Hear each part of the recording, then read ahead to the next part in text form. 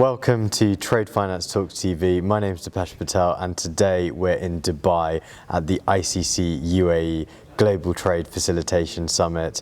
I'm joined by Vincent O'Brien. Vincent, welcome. Thank you very much, Deepesh. It's great to be here with you, and especially here in Dubai Chamber. Yeah, it's fantastic. So we've covered a lot in global trade, trade finance, etc. Yeah. We'll start right from the top and where it all began, really around documentary credits. What are some of the trends you've seen in trade with regards to traditional trade, documentary credits, etc. on day -1 of the summit?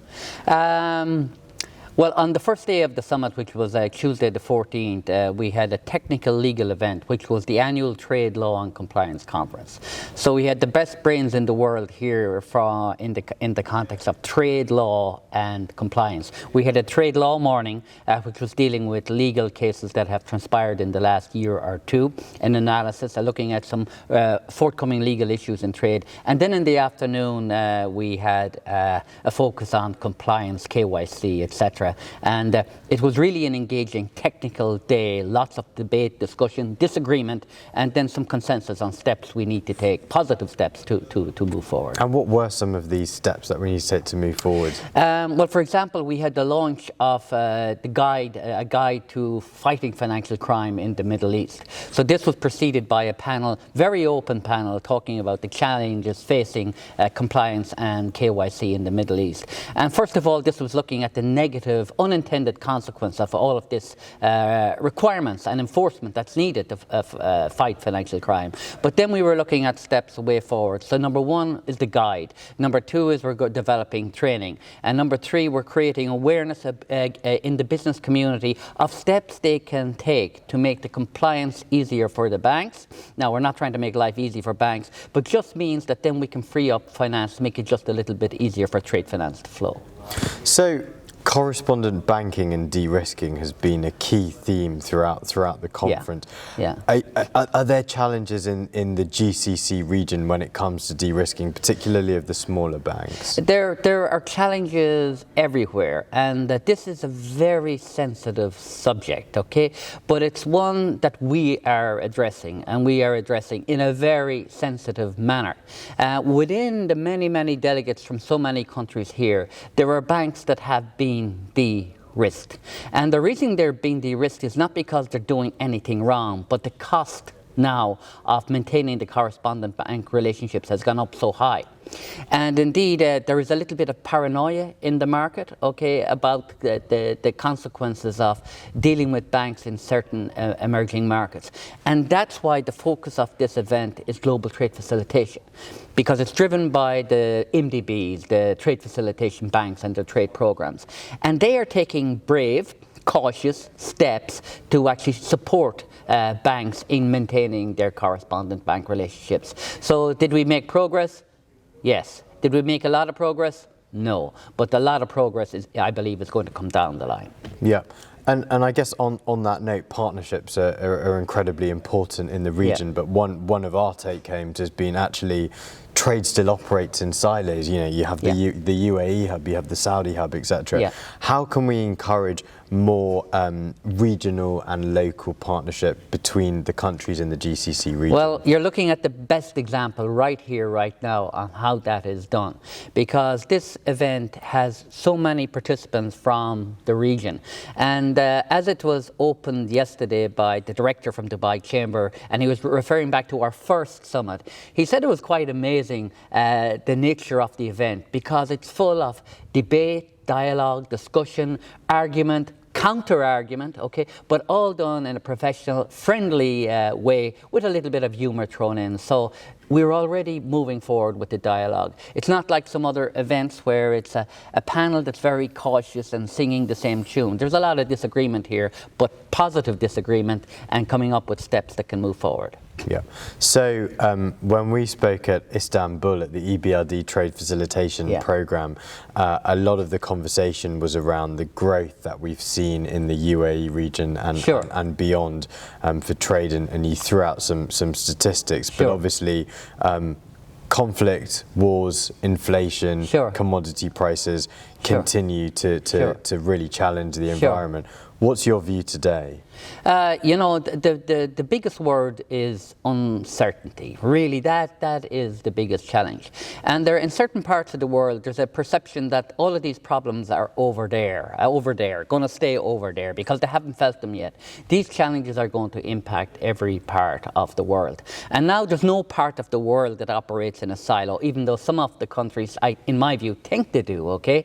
But we need to collectively work together and address these problems. And again, that's why with so many countries here looking at new ways to facilitate trade. And indeed, the support here in the UAE and Dubai Chamber, ICC, but particularly Dubai Chamber, they talk the talk, but they walk the walk. Dubai Chamber is opening so many new offices in emerging markets because that's why we see Dubai as a hub.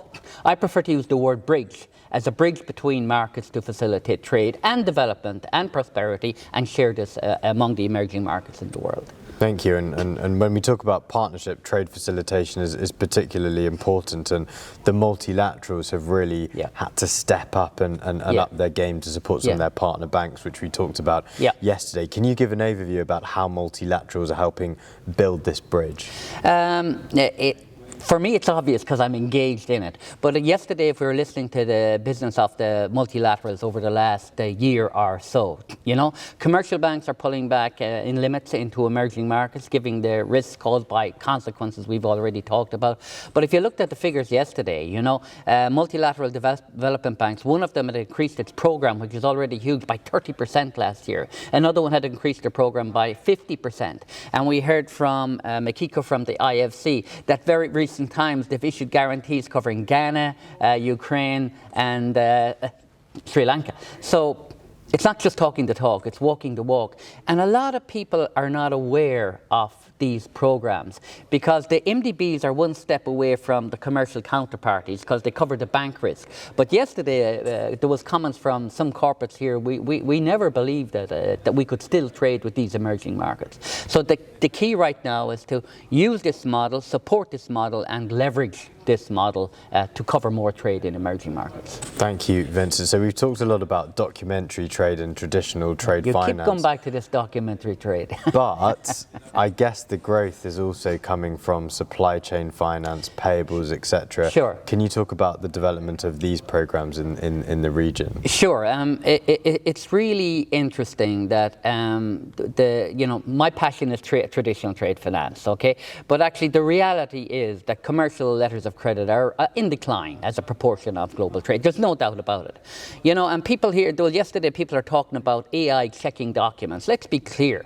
Corporates don't want bank checking documents and telling them the discrepancy and charging a fee for it. They want risk coverage and they want liquidity. So the best way of doing that is through supply chain finance programs. And whether that is payables finance or receivable finance, it depends on where you are in the trade cycle. Another phenomenon that a lot of people don't really see is that commercial letters of credit are going down, but for counterparties who are doing ongoing trade, not that new parties, the increase in use of standby letters of credit is quite phenomenal.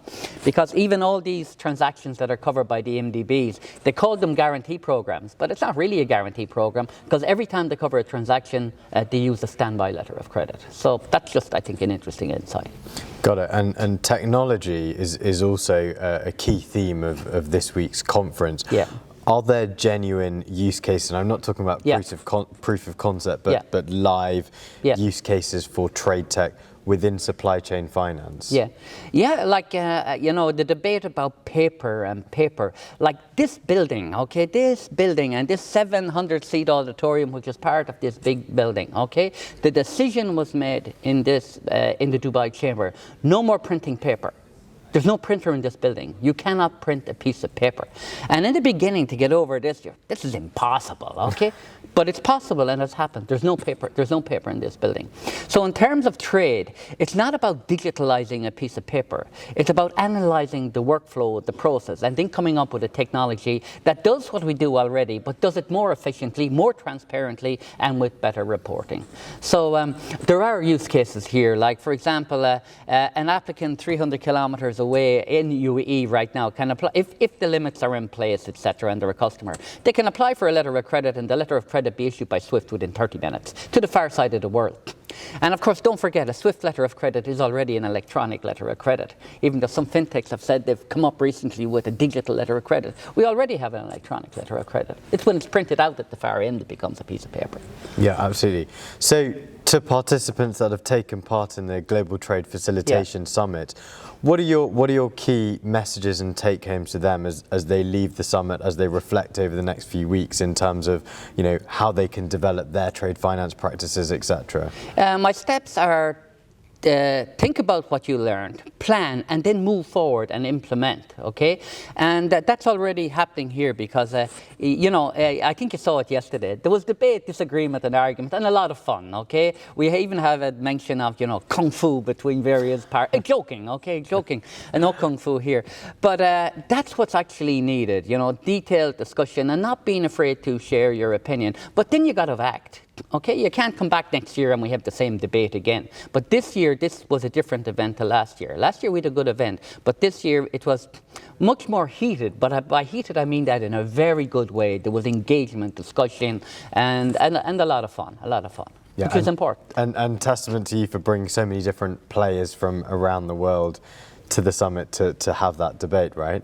Well, you know, it's all partnership, and you know, Trade Finance Global, you've been part of this partnership and you really supported us, you know, and even our first panel today is on women champions in trade, you know, and we kind of got that idea from you, you know, to extend this concept, and now we're going to focus on women in trade in this region who are playing a major role and are taking part in it. So we're all learning from each other, you know, and we all should be sharing these ideas, and I think we are right here, right now.